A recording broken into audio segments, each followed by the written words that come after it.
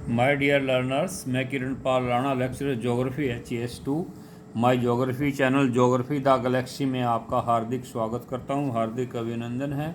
तो my dear learners, आज हम 11th क्लास का चैप्टर 3 करेंगे, तो जो कि पृथ्वी की आंतरिक संरचना। तो उसमें हमारा क्वेश्चन है, पृथ्वी की आंतरिक संरचना का वर्णन करो। तो आज हम पृथ्वी की आंतरिक संरचना कैसी है उसकी बारीकियों को उसकी माइन्यूटली समझेंगे। तो सबसे पहले, जैसे कि इस चित्र में भी हम देख रहे हैं कि जो पृथ्वी की जो आंतरिक संरचना है उसमें सबसे ऊपर वाली जो परत है इसको हम क्रस्ट के नाम से जानते हैं। इसको हिंदी में भूपर्पटी बोलते हैं। तो यह सबसे ऊपर वाली परत होती है, सबसे ठोस परत होती है। पर्वतों के नीचे यह मोटी होती है, महासागरों में यह पतली होती है। इसको सियाल भी कहते हैं क्योंकि इसमें सिलिका और एल्यूमिनियम की मात्रा बहुत ज़्यादा होती है। उसके बाद हमारी दूसरी परत आती है। तो इसकी क्रस्ट की जो औसत मोटाई होती है वो 33 किलोमीटर होती है। उसके बाद दूसरी हमारी जो ब्राउन कलर की ये परत है, इसकी मोटाई होती है 2900 किलोमीटर, 2900 किलोमीटर तक इसकी मोटाई मानी जाती है। ये पृथ्वी की दूसरी परत है। इसको हम सीमा भी कहते हैं। सिलिका और मैग्नीशियम की मात्रा इसमें काफ़ी होती है। उसके बाद हमारी तीसरी परत आती है। तीसरी परत को इसको पृथ्वी का क्रोड बोलते हैं। पृथ्वी का ये सबसे आंतरिक भाग होता है और इसमें मेटेलिक कंटेंट ज़्यादा होते हैं। इस परत को हम नीफे भी कहते हैं, NiFe, अर्थात इसमें Ni से निकिल और Fe से फेरस, यानी कि इसमें निकिल और लोहे की मात्रा बहुत ज़्यादा होती है। तो इसमें जो है आगे इसको डिटेल में हम करेंगे। तो देखिए, यदि हम इसकी आंतरिक जानकारी की बात करते हैं तो हमें पृथ्वी की आंतरिक परतों की जानकारी हमें अप्रत्यक्ष स्रोतों से ही मिलती है। जो देखिए यहाँ पे, जो अप्रत्यक्ष स्रोतों से ही हमें जानकारी प्राप्त होती है। तो जो भी हमें जानकारी मिली है तो उसको अभी हम आपके साथ शेयर करेंगे, एक्सप्लेन करेंगे। तो देखिए, भूपर्पटी या सियाल, Si से सिलिका, A से एल्यूमिनियम। तो ये देखिए चित्र में ये डायग्राम दिखाया गया है। जैसे कि पहले डायग्राम में भी आपको सिलिका और एल्यूमिनियम वाली परत, सियाल जिसको बोलते हैं, इसको अच्छी प्रकार से एक्सप्लेन किया है। तो आगे, जहाँ पर जैसे कि हमने बताया कि इसकी मोटाई जो है औसत रूप से इसकी मोटाई 33 किलोमीटर होती है। तो जहाँ पर इसकी मोटाई 33 किलोमीटर है, यानी कि जहाँ पर यह क्रस्ट या सियाल समाप्त होता है, तो उसके बाद मेंटल शुरू हो जाता है। तो इस क्षेत्र को हम जो है एस्थोनोस्फियर के नाम से जानते हैं। तो आगे जो है इसको एक्सप्लेन किया गया है। तो ये परतें जो है कलर, अलग अलग कलर में दर्शाई गई हैं। तो यह पृथ्वी की सबसे ऊपर वाली परत होती है। इसकी औसत मोटाई 33 किलोमीटर। ये सारी चीज़ें इसमें एक्सप्लेन की हैं जो मैंने अभी आपको बताई हैं। तो इसको सिलिका क्यों कहते हैं, पर्वतों के नीचे। तो देखिए, ये इस परत के आधार पर पी तरंगों की गति बढ़कर 6 किलोमीटर से 7 किलोमीटर प्रति सेकंड हो जाती है।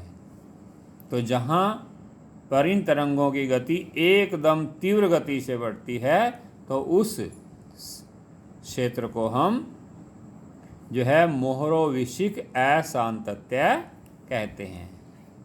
मोहरोविशिक एक भौतिक शास्त्री थे, उन्होंने इनको सबसे पहले पहचाना था, तो इसलिए इनको मोहरोविशिक असांतत्य के नाम से जानते हैं। तो मोहरोविशिक असांतत्य ने जो है 1909 में इनकी सबसे पहले पहचान की थी। इसको मोहो असांतत्य के नाम से भी जानते हैं और इसको M असांतत्य के नाम से भी जानते हैं। उसके बाद हमारी दूसरी परत आती है सीमा। इसमें ये देखिए लिखा है यहाँ पर सिलिका प्लस मैग्नीशियम। इसमें सिलिका और मैग्नीशियम की मात्रा बहुत ज़्यादा होती है, इसलिए इसको सीमा भी कहते हैं। यदि हम इसकी मोटाई की बात करें तो इसकी मोटाई 2900 किलोमीटर होती है। तो इस परत को सीमा क्यों कहते हैं? क्योंकि इसमें सिलिका और मैग्नीशियम बहुत ज़्यादा मात्रा में होता है। तो जहाँ पर मेंटल ख़त्म होता है तथा क्रोड शुरू होता है, तो उस बाउंड्री पर पी तरंगों की गति 13 किलोमीटर से घटकर एकदम से 8 किलोमीटर हो जाती है पी तरंगों की। तो जबकि एस तरंगे की यदि बात करें तो एस तरंगे जो है एकदम से वहाँ पर विलुप्त हो जाती हैं। पी तरंगे की गति कम हो जाती है और एस तरंगे विलुप्त हो जाती हैं। तो यह क्षेत्र मेंटल को कोर से अलग करता है। तो इसलिए इस परत को हम गुटेनबर्ग अशांतत्य के नाम से जानते हैं। आगे भी हम इस परत को दो भागों में बांट सकते हैं। तो सबसे पहला हमारा जो आता है ऊपरी मेंटल आता है। देखिए ऊपरी मेंटल, तो जहाँ पर क्रस्ट ख़त्म होता था, यानी कि 33 किलोमीटर क्रस्ट की औसत मोटाई थी, तो इस 33 किलोमीटर से लेकर और 650 किलोमीटर तक जो है इसको हम ऊपरी मेंटल के नाम से जानते हैं। ऊपरी मेंटल के भी दो हिस्से हैं। ऊपरी मेंटल का जो है ऊपरी भाग 300 से 400 किलोमीटर तो होता है, तो इसको हम एस्थोनोस्फीयर कहते हैं। उसके बाद ये देखिए डायग्राम में भी एक्सप्लेन किया है अच्छी प्रकार से। यहाँ पर ये देखिए 2885, तो इसको हम जनरली 29 किलोमीटर मानते हैं। अपर मेंटल है, उसके बाद ये लोअर मेंटल है। ये देखिए यहाँ पे ये अपर मेंटल इसमें एक्सप्लेन किया गया है।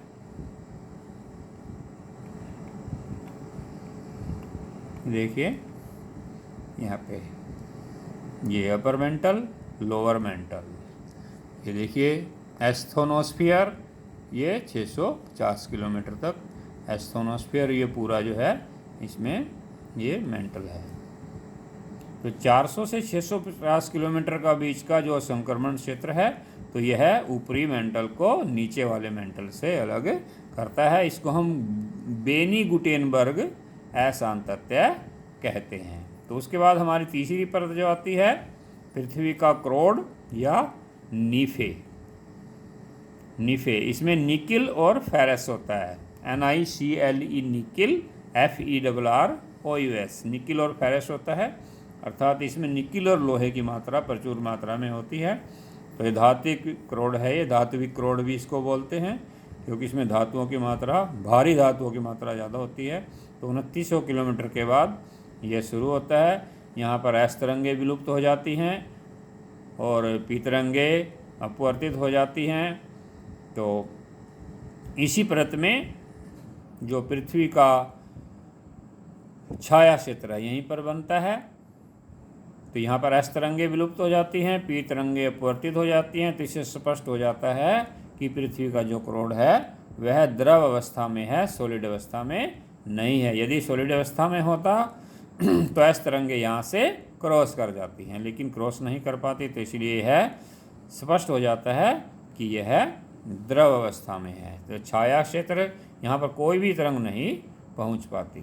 तो पी तथा एस तरंगे कोई भी नहीं पहुँचती। यहाँ पर केवल सरफेस तरंग जो होती है, जो सरफेस तरंग, सरफेस वेव्स ही यहाँ पर पहुँच पाती है। तो पृथ्वी के क्रोड की यदि हम त्रिज्या की बात करें तो पृथ्वी के जो क्रोड की त्रिज्या है वो 3470 किलोमीटर है। ओके, तो ये जो है हमारा पृथ्वी की 3 परतें हैं। तो यदि आपको ये लेक्चर अच्छा लगा है, कोई प्रॉब्लम है, कोई डाउट है, तो आप कमेंट सेक्शन में जाके लिख सकते हैं। तो आगे भी आपको वैल्यूएबल एजुकेशनल वीडियो अपलोड करते रहेंगे। तो चैनल यदि आपने अभी तक सब्सक्राइब नहीं किया है, मेरा प्रयास अच्छा लगा है तो सब्सक्राइब अवश्य करें, अपने दोस्तों को करवाएं और फ़ायदा उठाएं, लाइक करें। Thank you very much.